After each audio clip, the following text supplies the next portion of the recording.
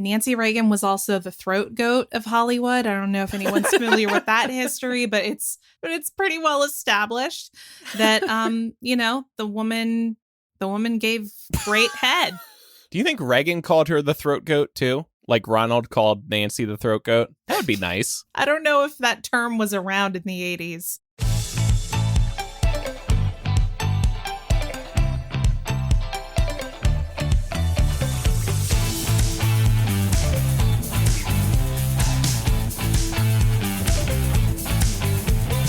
Welcome to Millennial, the home of pretend adulting and real talk. Hot indictment summer continues. I'm Andrew. I'm Laura. And I'm Georgia. Sorry, Pam. That's all good. Reporting live from Georgia, where the indictment came down Monday night.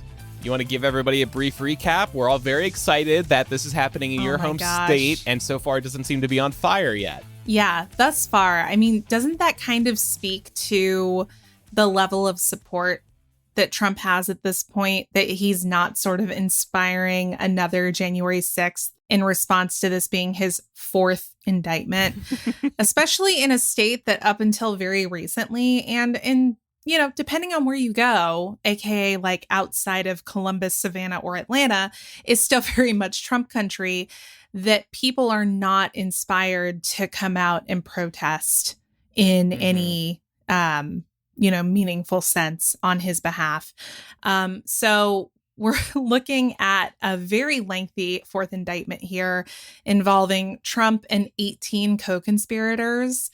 Some of the big names on that co-conspirator list are none other than Rudy Giuliani, Mark Meadows, Sidney Powell, and a slew of other attorneys that he's worked with. I personally have not had a chance to review this fucking thing yet because work during the day kind of took priority over me being able to pore over this document, but I am going to at some point.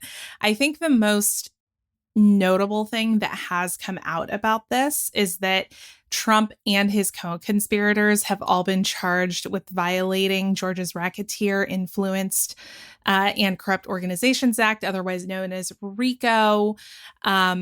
A federal version of that law was originally designated to prosecute mob bosses who were leading complex criminal enterprises.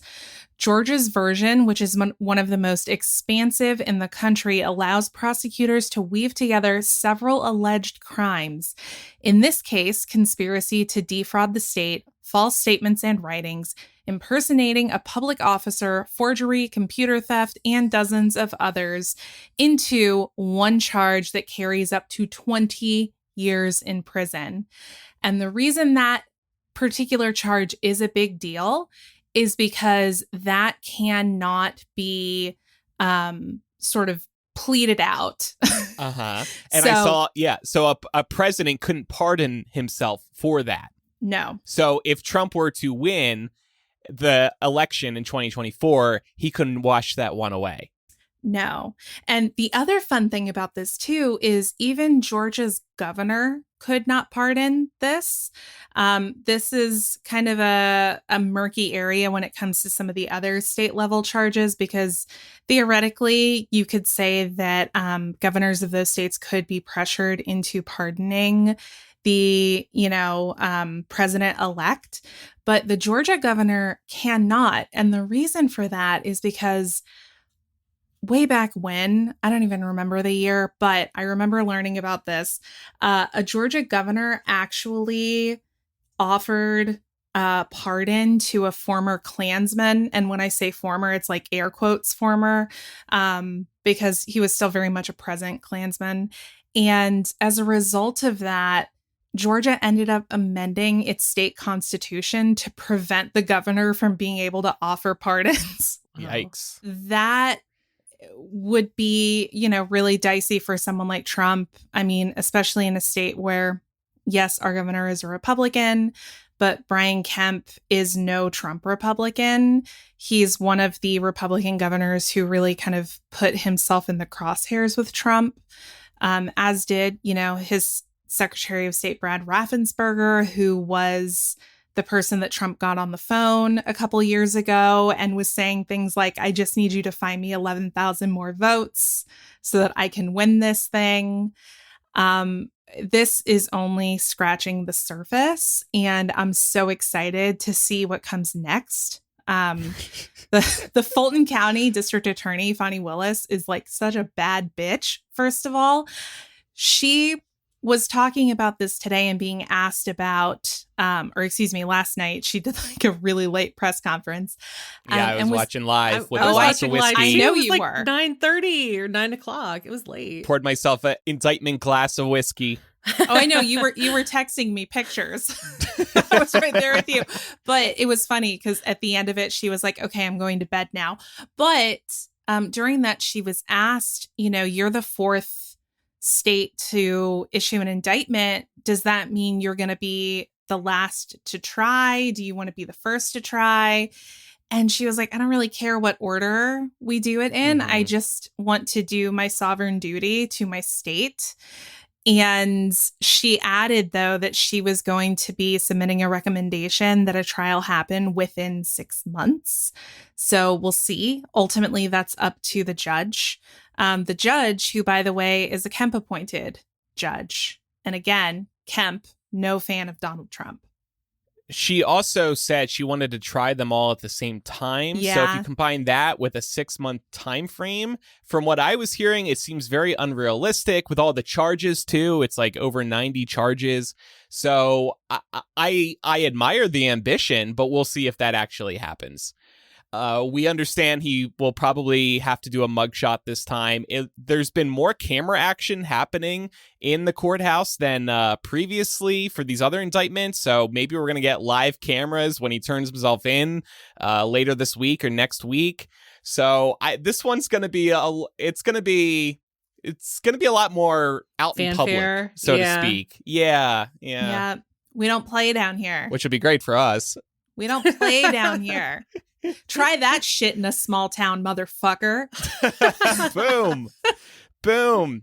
I just picture like the indictment coming out last night and Laura like whispering to Mark, like, draw the blinds, turn the lights off. And you're like going into like a bunker mode to like make sure nobody like starts rioting outside.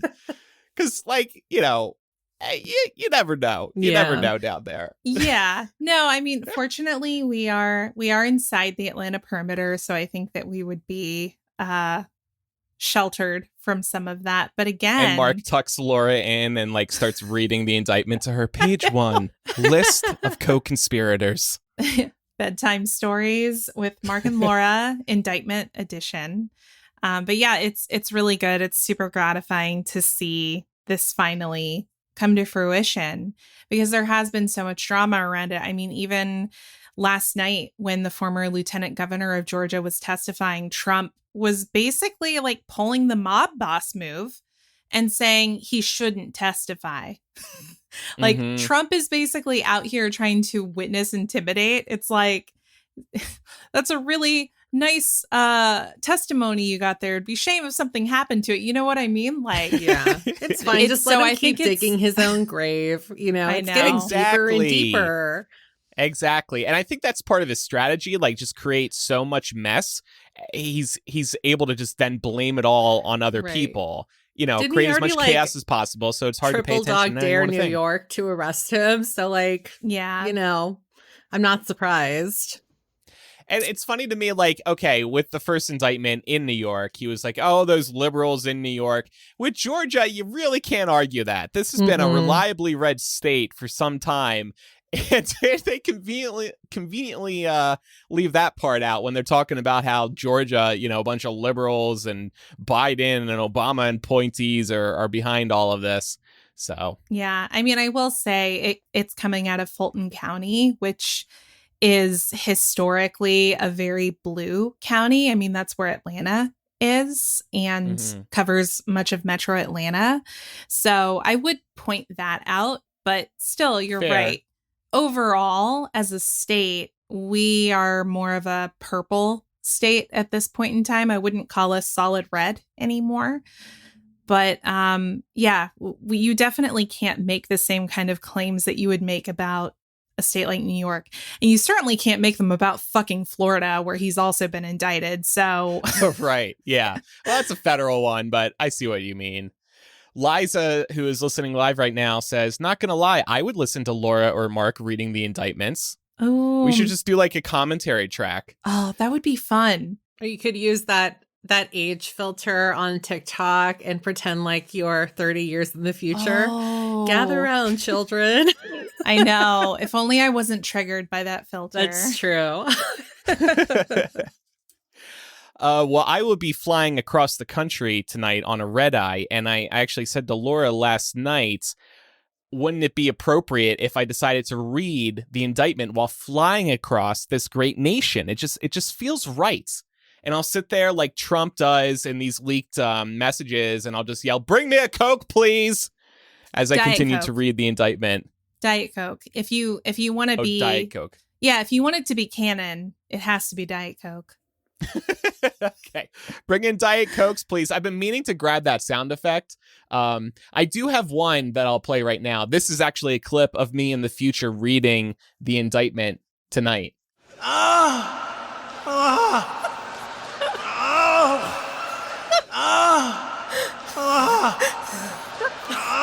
Sir, are you okay? Do we need to land this plane? Yeah, no, I'm fine. More Diet Cokes, please. Oh man. That was from a recent event. I can't remember the context, but that's a real clip of Trump basically orgasming. That's horrible. I don't know if there's enough bleach in the world for me to wash my ears with after that You one. can't unhear it now. I'm sorry. Yeah. I apologize. Night ruined. So we'll see what happens there. We're going to do a bit of a mailbag episode today. We've got some confessionals and a couple other emails. And then in After Dark today, we're going to do a discussion about TMZ. We have a few items we want to hit on in regards to how they cover breaking news.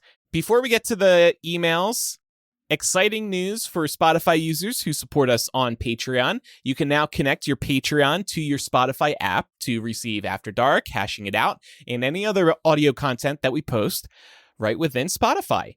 So this has been a feature that's long been missing from Spotify, and we're really excited about it. And they actually worked with Patreon to make this happen. They did a real official direct integration, which is super cool. No other podcast apps have done that yet. We can't do the show without your support, so we would really appreciate if you did pledge at patreon.com/millennial. We've been doing some great After Darks recently. Last week, we discussed our life path numbers. Life path numbers. You know what I found out, Laura and Pam, after that? Pat is number 3, and it told us that 1 and 3 are most compatible. I was like, oh my gosh, it's meant to be. So I think there's something to the life path numbers. Maybe. I'm going to have to get Mark to do his. Pat actually messaged me after he listened and told me that he's also a 3. And I was like, oh, winning. Oh, I hope Mark's a 1 then. That would be fun. I know. I hope so. So no matter how you support us, we really appreciate it, whether it's through supporting the show on Patreon, Apple Podcasts, through that sweet new Spotify integration, telling a friend about the show, reviewing the show, continuing to listen. Anything you can do, we really appreciate your support. So now let's get to some emails. Pam, do you want to take the first one? Kind of a straightforward one to get us started. Yeah, this one's from Elsa, who says, "Hey guys, thanks to you, I've started using ChatGPT to write cover letters. Here in Mexico, it's not that common, and I have always suffered with that requirement. But thanks to your ChatGPT reviews over the year, I used it. Who knows if it will get me the interview, but at least I got a better cover letter than I had ever written in my life. Let's see if I can get an interview at Google." Hey, good luck. And you know what? Like we talked about here on the show a few weeks ago, ChatGPT can be really good for getting yourself a template, right? So you ask it to put together a cover letter for you that includes some certain criteria. And then from there, you can kind of edit it and make it more your own. I don't see a problem. No, and if you have an issue with just writing a good cover letter or anything else, like this helps you just structure a nice letter or message. I think we touched on this a while ago. If you need help just conveying something, it can be helpful in that regard. It's not perfect, but it'll definitely get you started. All right, well, next email is from Bruce. This concerns Ronald Reagan. An interesting nuance related to the last episode about the Screen Actors Guild strike is that Ronald Reagan was president of SAG for many years. In fact, he led the 1960 strike, which was the last time both the SAG and Writers Guild of America were on strike together. Bruce adds, ChatGPT didn't tell you that. Yeah, even a broken clock is right twice a day, right? I mean, looking at, other Republican presidents, Nixon founded the EPA, right? So like everybody has something. But yeah, I think it is a little known piece of history that Ronald Reagan was, before going into politics, he was in Hollywood. And Nancy Reagan was also the throat goat of Hollywood. I don't know if anyone's familiar with that history, but but it's pretty well established that the woman gave great head, and there's nothing wrong with that. It's just fucking annoying. Of course not. Fucking annoying that people are such hypocrites about that kind of shit. That you do that and then you turn around and you put on this pious, holier than thou bullshit. And, you get into bed with people who want to try and legislate that way. So, fucking annoying. Wow. Do you think Reagan called her the throat goat, too? Like Ronald called Nancy the throat goat? That would be nice.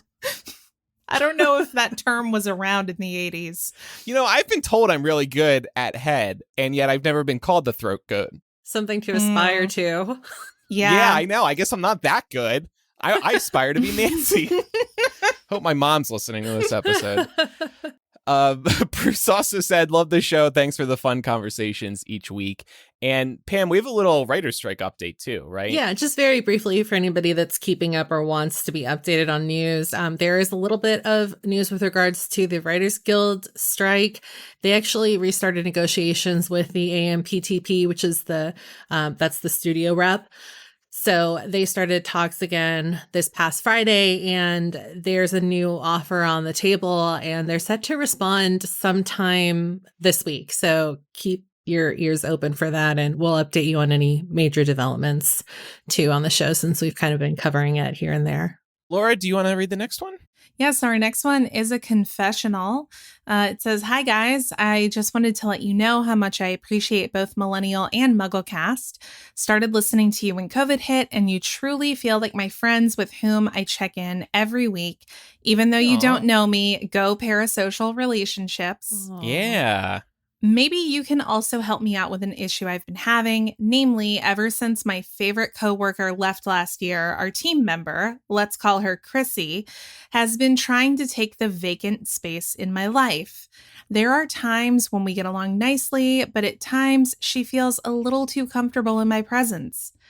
She's not the person I'd discuss BJs with, for example. Yes, she brought up the topic at work.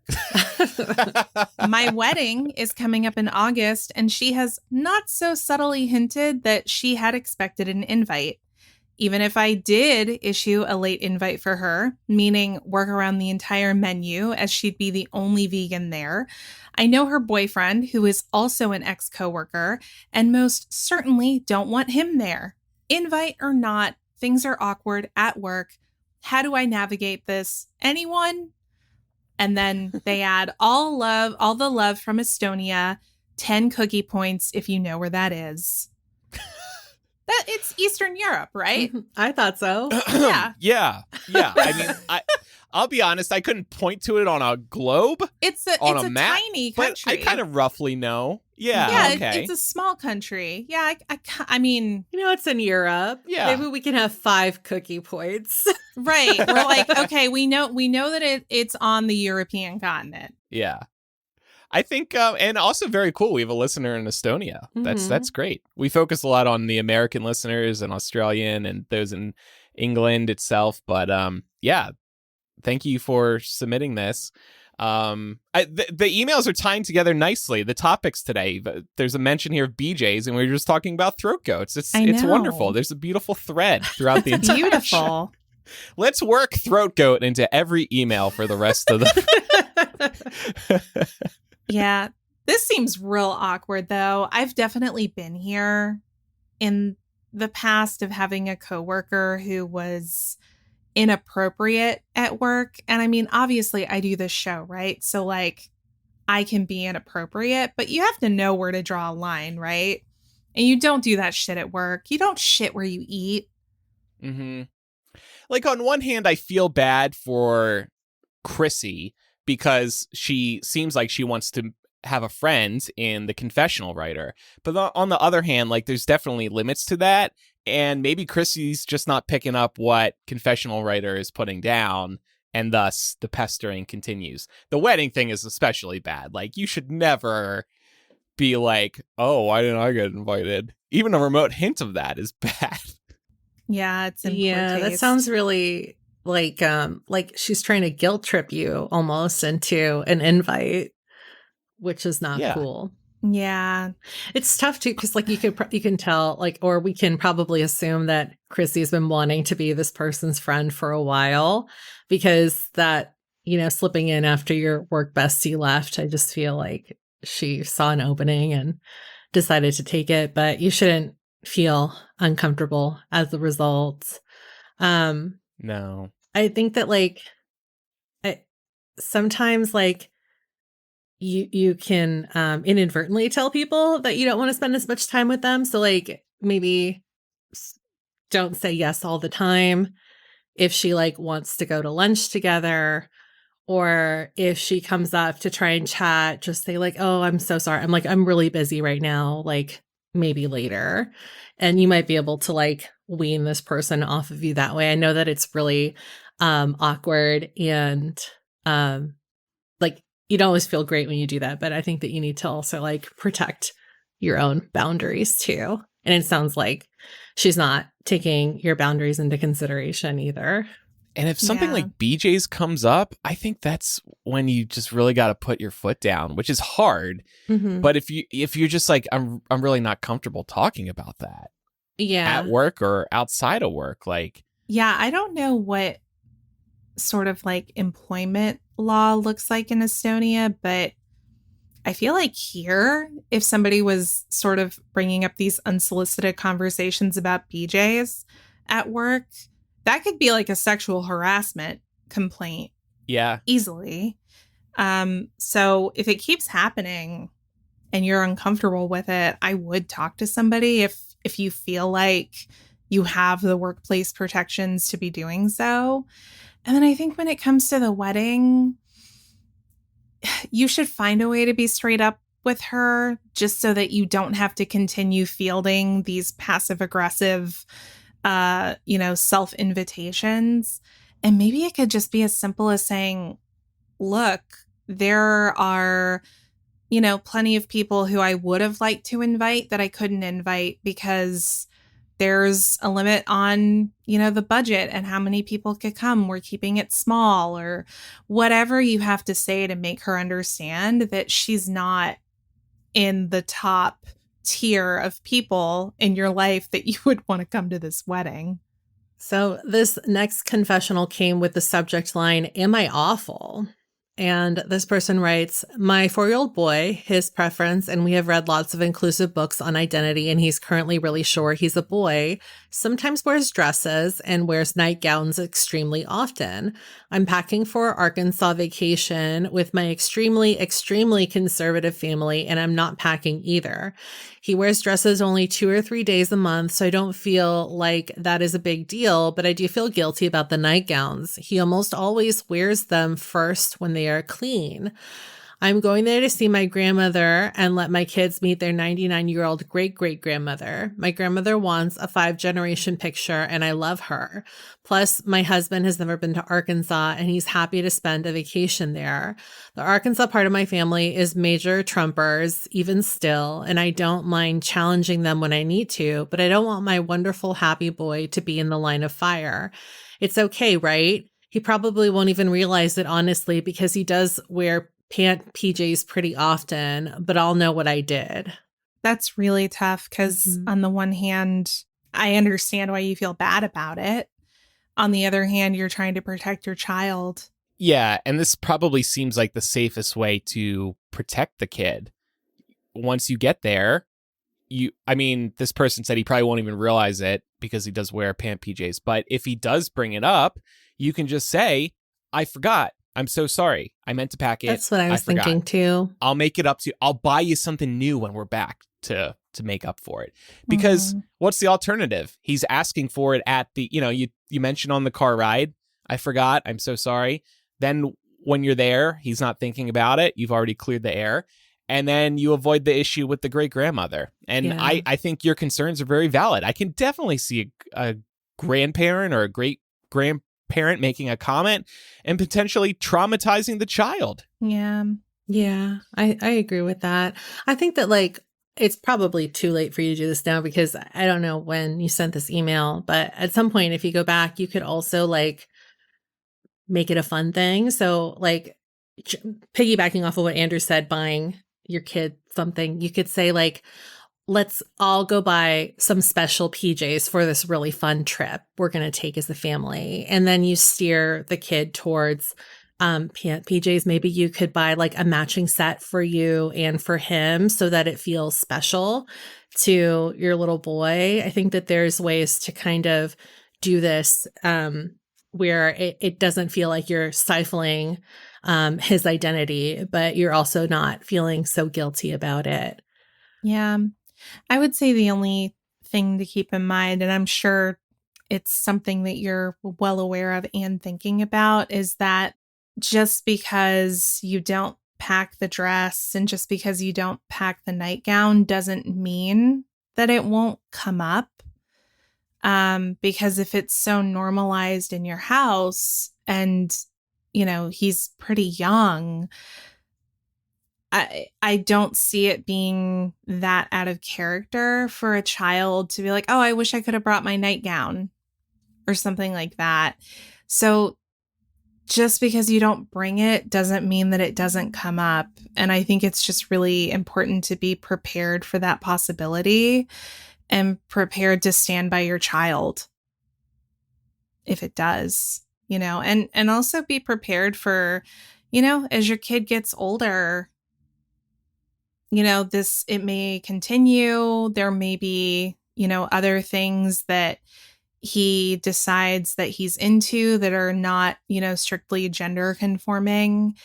And, as he discovers who he is and, forms his own opinions, he may not be as willing to put those parts of himself away around family. So I think it's important to be aware of that.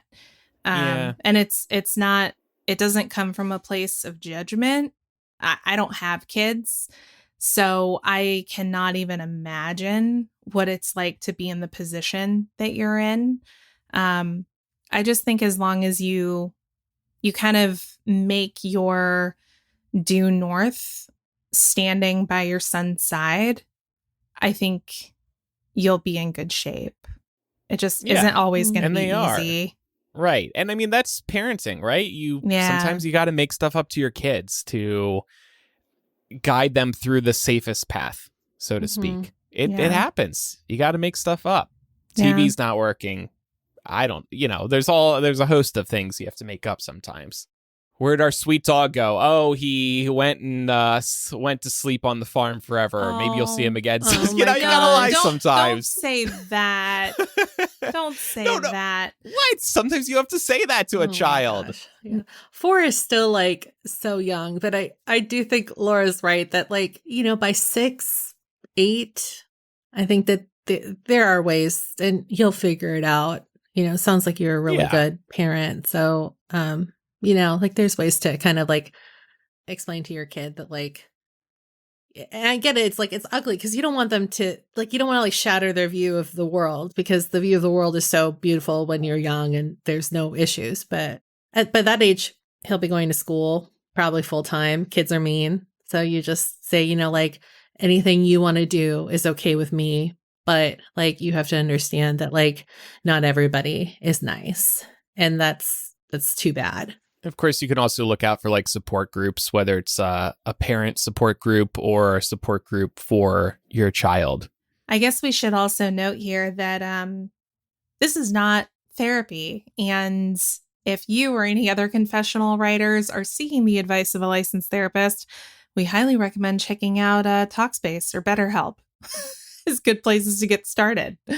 Okay, so this next confessional comes from somebody who says, I did a boudoir photo shoot today. Ooh, fun. I, 31 female, decided a long time ago that I wanted to do something like this for my fiance when we got married, so it's a total secret from him.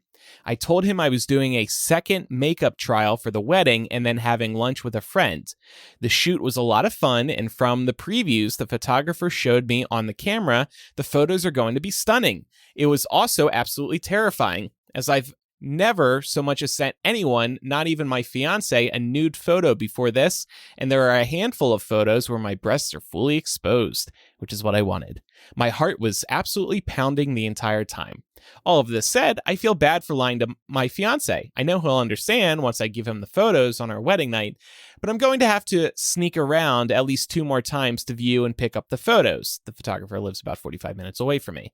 Not looking for any advice necessarily, but mostly wanted to shout, I did the thing! Into a void somewhere. Good for you, and we encourage yelling into the void in our confessional.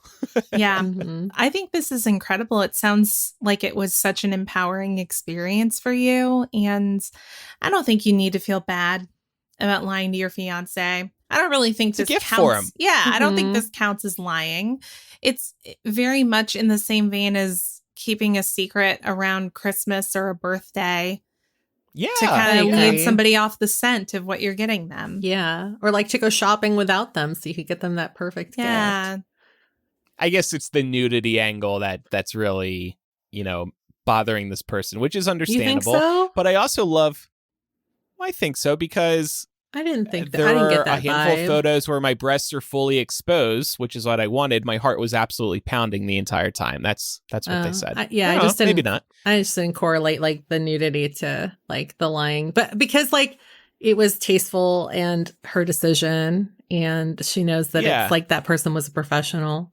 It's not like she was getting her titties out for like some rando, Right. You weren't at the strip club lighting your titties on fire like at the Montclair Lounge. Is that it, Laura, in Atlanta? The Claremont. My apologies. Yeah. I did go there once without Laura, sadly. Yeah, I know. I wish I could have been there to see you watch that lady light her titties on fire. Did you see the one who would crush Coke cans between her titties? I think so. So. And they're all older women, which is fine for me, especially. But there was like one younger girl there. I was like, oh man, she's going to be here for like decades. That's my one and only strip club I've been to ever. Wow. I love that for you. Yeah, right? Pretty special. And just wanted to pick up on this one line. My heart was absolutely pounding the entire time. Good on you for putting yourself in an uncomfortable position. It's really hard to do that. And I highly encourage people to do that in lots of different scenarios, like trying to meet new people for the first time. Like I mentioned these BFF friends last week, Bumble BFF friends. And it was an uncomfortable position, meeting strangers who I only started talking to a week ago with the goal of making good local friends. But there's always that reward at the end of it. You feel good. You feel like you accomplished something, and it leads to great things. So, was your heart pounding the entire time you had your titties out in front of them? I don't think they would have seen me again if I showed up with my titties out. And I would have gotten kicked out of the restaurant. Oh, sidebar. I'm walking out of the restaurant, and one of the employees says to me, who do people say you normally look like? And I told him that comedian, John Mulaney. People say I sound like John Mulaney. What's the deal with? And he was like, oh, okay, because I think you look just like Nicolas Cage. I'm like, what? No, you don't. You don't look like Nicolas Cage. Yeah, I know, he's old. Don't. Well, not even like a young Nicolas Cage. I think that person needs their eyes checked. Isn't that weird? I was a little offended. Mm-hmm. That person must have been drunk. He was an employee. Yeah. Maybe he was looking for an extra tip. Oh, thank you. I'm so flattered. You think I look like Nick Cage. Oh, well. Wow. By the way, what was the site where we could broadcast a message in the middle of nowhere? Remember we did that once? Oh, yeah. You could like scream off a cliff or something. At the end of 2020. Yeah. Yeah. I shot boudoir photos. And it would go like, it would play in like Iceland or something. And then I think you could watch a clip back of it playing. Mm-hmm. That was cool. Well, maybe we should invent one. Like we just buy like a plot of empty land in like Nebraska, set up a speaker, a camera, charge people $5, scream. I think it's a great idea. The land is going to be cheap because we're buying it in the middle of nowhere. That's a feature, true. not a bug. To fund that project, we are going to take a quick ad break. So we will be right back after these messages.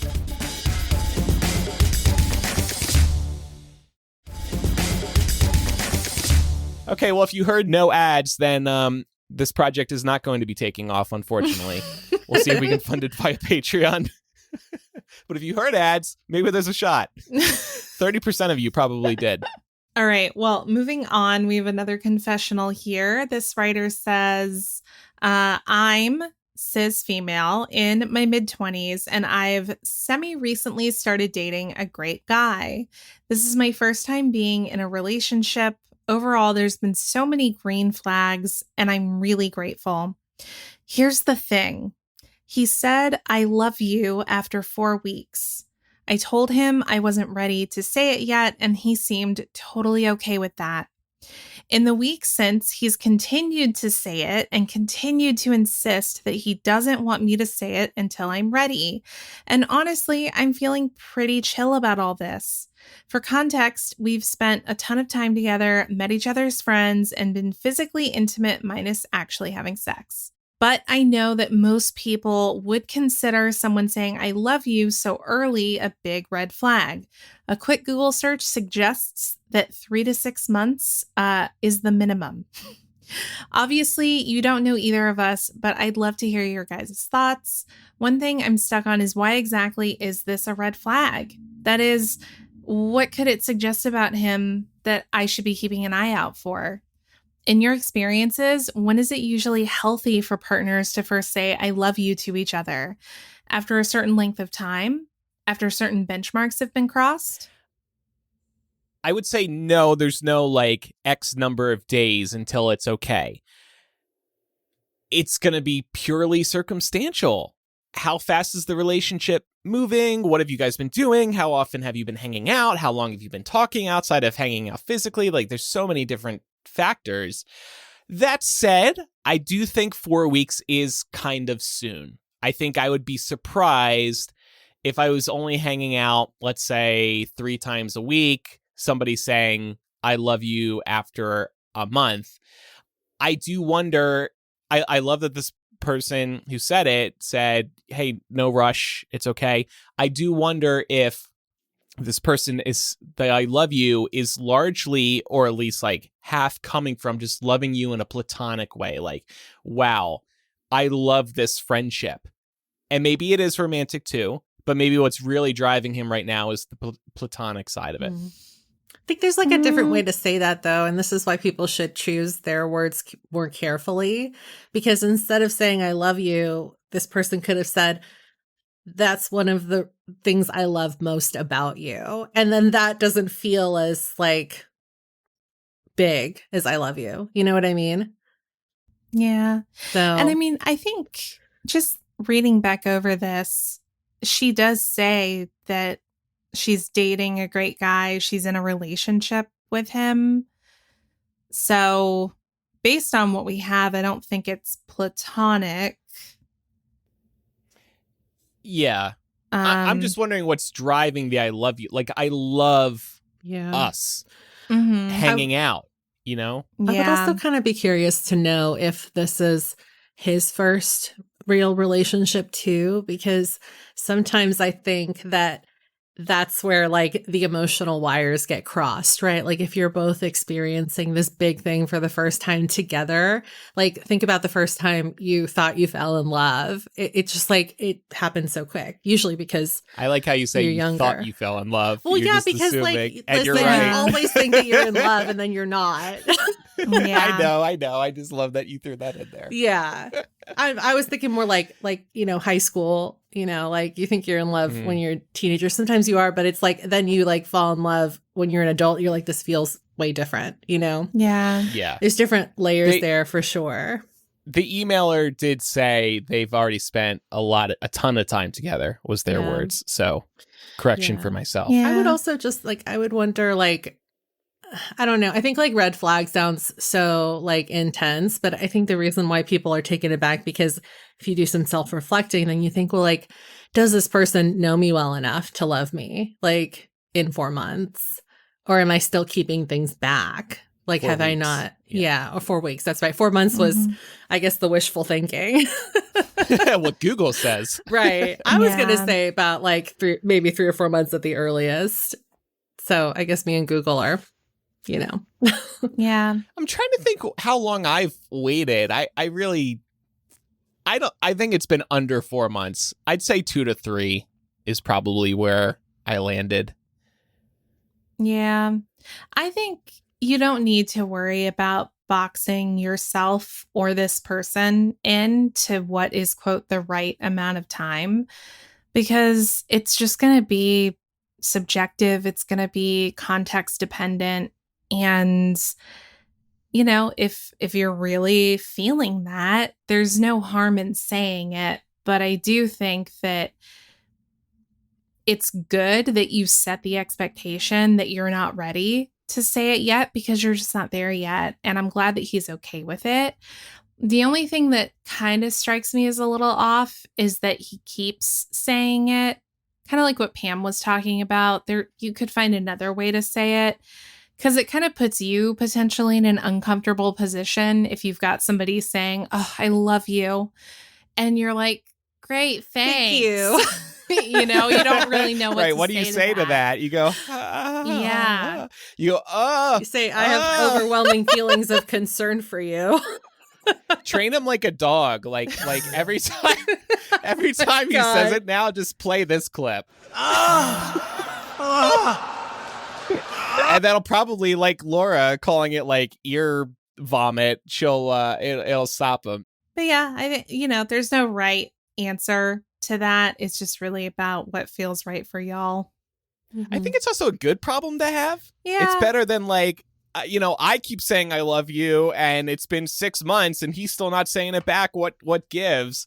So I guess what I would say is just enjoy this relationship, what you have so far. It seems like you're very happy in it.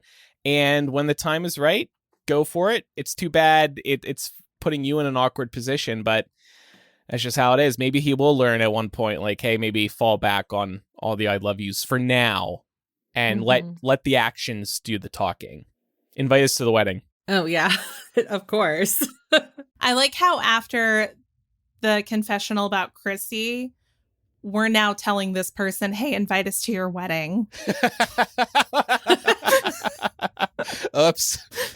We just pulled a Chrissy. We're no better than Chrissy. So this next email, this person says, let me preface this by saying that I've never been super active on social media. I don't post on Instagram or Facebook very often, and I don't think I have a very big following at all. For reference, I have under 150 Instagram followers.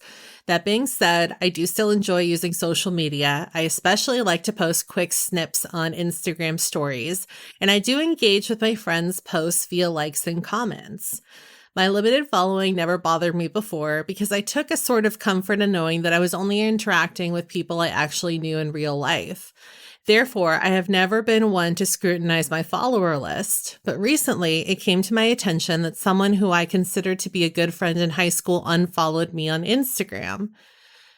I had still been following him and even liking his posts and stories. I was a little put by this, even though we haven't interacted in person since high school.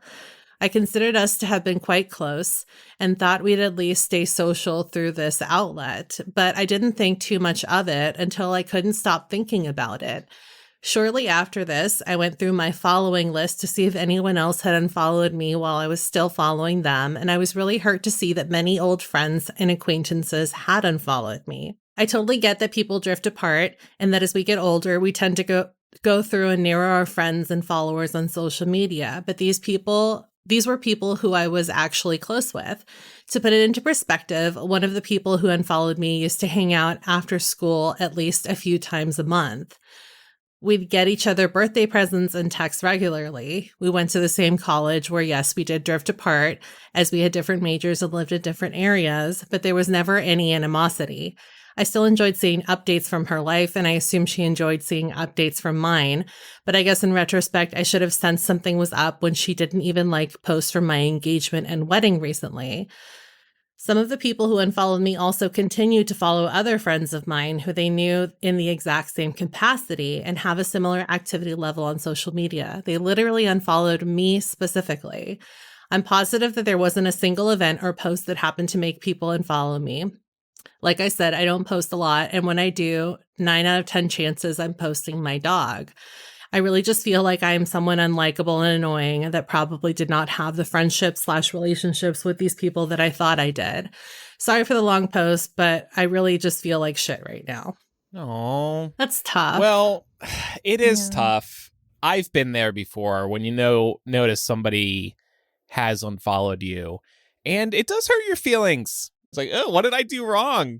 I don't even post that much. Why did he even look at my profile to think to unfollow me? But I guess in my case, normally when that happens, it's because of like friends of exes, or it's been a really long time. I also feel like it just takes one therapist to say to the person who ended up unfollowing you, clean up your friend feed. It's better for your life, blah, blah, blah, blah, blah, blah, blah. And they do it just because the therapist says so. I think you should try to keep in mind that there might be a variety of circumstances that aren't personal. It's just I'm shifting how I handle my relationship with social media. My therapist recommended this. My friend recommended this. I only want to follow people who I'm actively hanging out with. I think there's a variety of factors, and it's something we have to all deal with in life. Like, have you two noticed somebody unfollows you, and does it hurt? Yeah, I've had that happen before. And I think similar to what this person is describing, it was someone who we weren't best friends or even terribly close, but we had a good relationship. We were always pretty chummy. And I just happened to notice one day when I went to go look at her profile because I knew she'd gotten married and I wondered if she put any pictures up. This was on Facebook.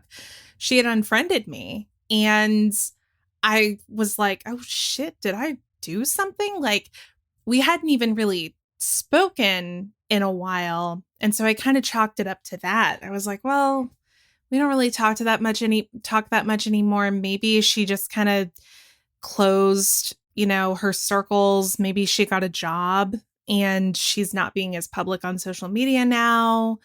She has kids now, so maybe she's just not as active and doesn't want to post pics of her kids. Like, you just never know. There are a million reasons why somebody might have unfollowed you. And sure, I guess it's possible that somebody unfollows you because they don't like you. I guess that's always possible, but I don't think that would be the case for, it sounds like you're feeling like several people unfollowed you for that reason. And I don't think that is probably accurate. I think it's probably just a mixture of life circumstances.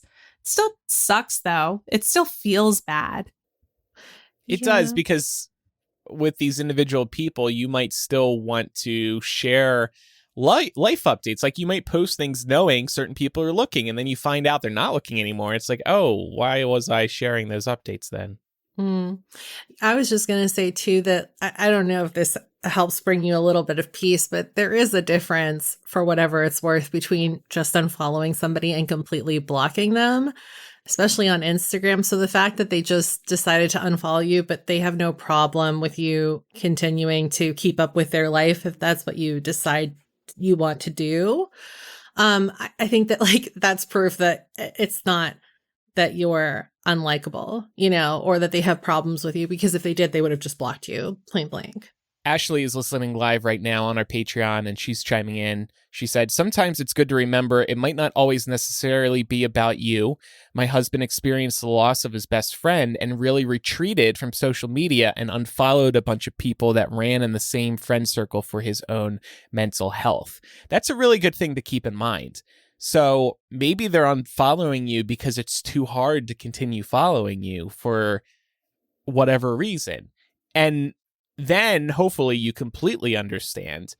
I know that would make me feel better. Yeah. Social media is always a highlight reel, and that could be really difficult for us to watch. And maybe people don't want to watch this highlight reel anymore.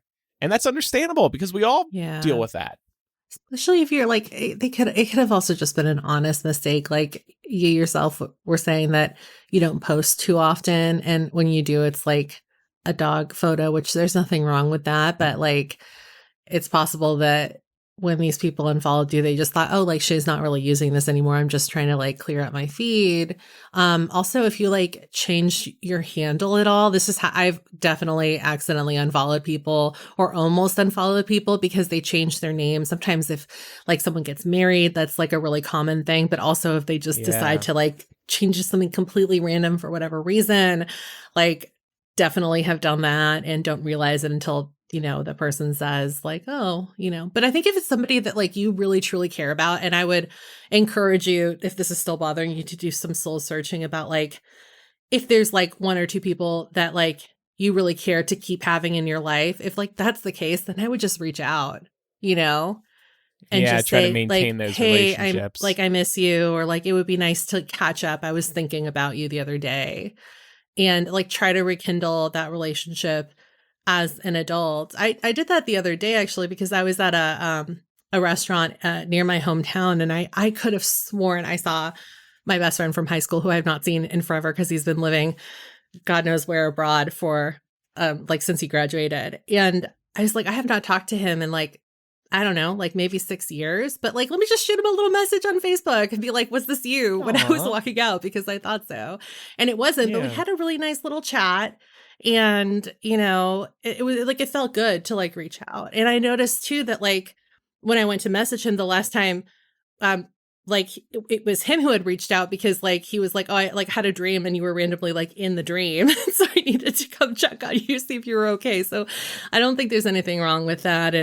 And yeah, if there are a few people, a handful of people that you really do miss as a result of this, then you should just reach out and say hi. Yeah, it's nice to feel not wanted. It's nice to Be know that somebody's thinking of you. Yes.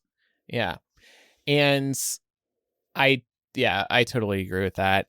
I think this also might be a good moment for you to consider maybe I need some new friends in life so I can focus on new current relationships and foster those relationships instead of getting hung up on the old people, the old friends. And I don't mean that as a criticism. I think we all fall down those traps of forgetting to look for new friends or maintaining the friendships that really matter.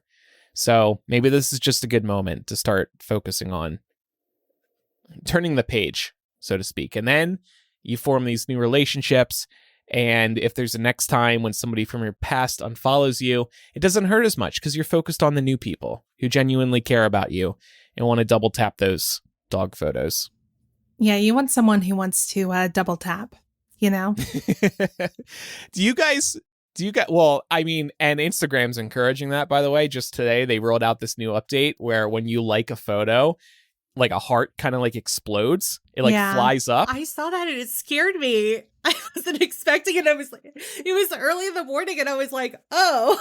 Oh my God, the heart just shot at me. What the hell? Yeah. I wasn't expecting like some big, I know. It was like unexpected. It was very cute though. Yeah. I guess the thought is like it'll encourage people to hit like more because you like seeing the heart kind of like fly towards. Hold on, let me like a photo right now, see exactly what happens. Yeah, the heart like springs out of the photo where you double tapped the photo and then shoots up. It's cute. I like it. We need more cute stuff like that happening on social media. Do you guys give people a revenge unfollow when you notice they've unfollowed you? I usually do that. Like I notice somebody from my past has unfollowed me. I'm like, oh yeah? And then I do it back. It depends on who it is, because sometimes you genuinely want to keep up with that person. So it's like, well, cut your losses, right? But the best is when it's somebody that you've been wanting to unfollow anyway. And so then you have a great excuse to unfollow. You're like, oh, well, you're not following me anymore. Perfect. That is the best Yeah. feeling. It's like, thank God I'm free. We don't have to this pretend person. anymore. We just can like go our separate ways. It's great.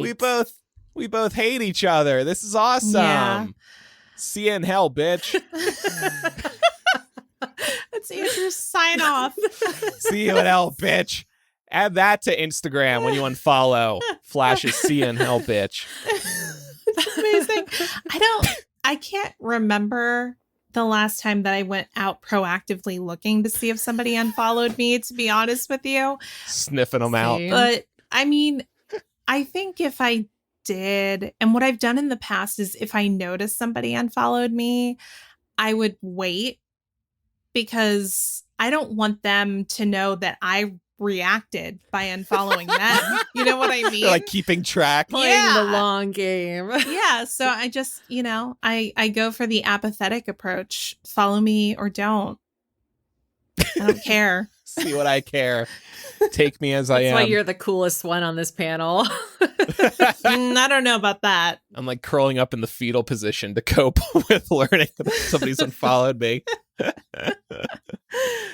All right. Well, this has been fun. Thanks, everybody, for all the feedback. It's been wonderful reading and discussing and hopefully helping you as after you submit these emails. Coming up in After Dark today, Pam, could you tell us what's on tap? Yeah, we're going to be talking about TMZ and their habit for always being the first to break news, for better or worse. And we're just going to like dive into the ethics of that and what comes with breaking news and getting exclusives. Patreon.com/millennial is where you can pledge, and then you can get our bonus audio content through Apple Podcasts, Spotify, Pocket Casts, any podcast app that you use.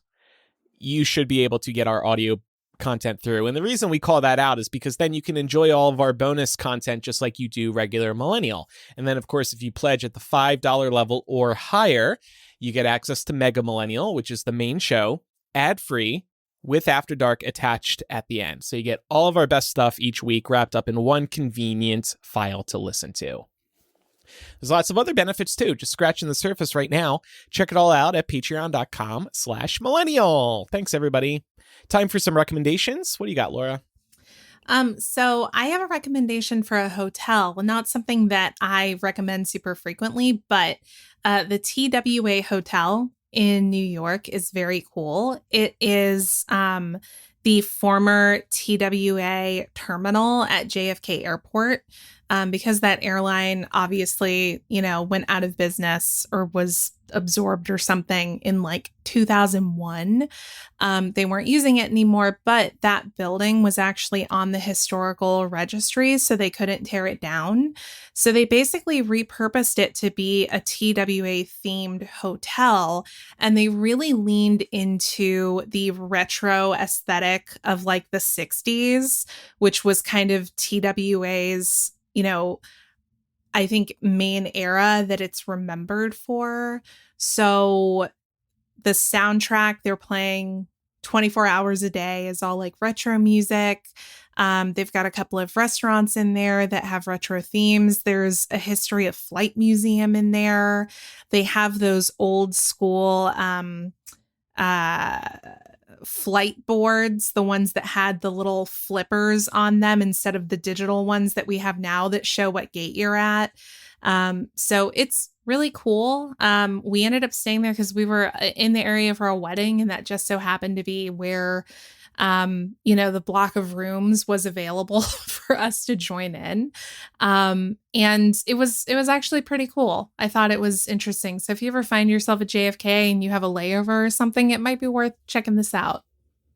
I'm looking at photos. It's beautiful. And I think some TV shows and movies use it to film some like scenes in the 60s. I think I saw it on Marvelous sure. Mrs. Maisel I was just going or to ask something. about that. Yeah. If they had used that for that. Yeah.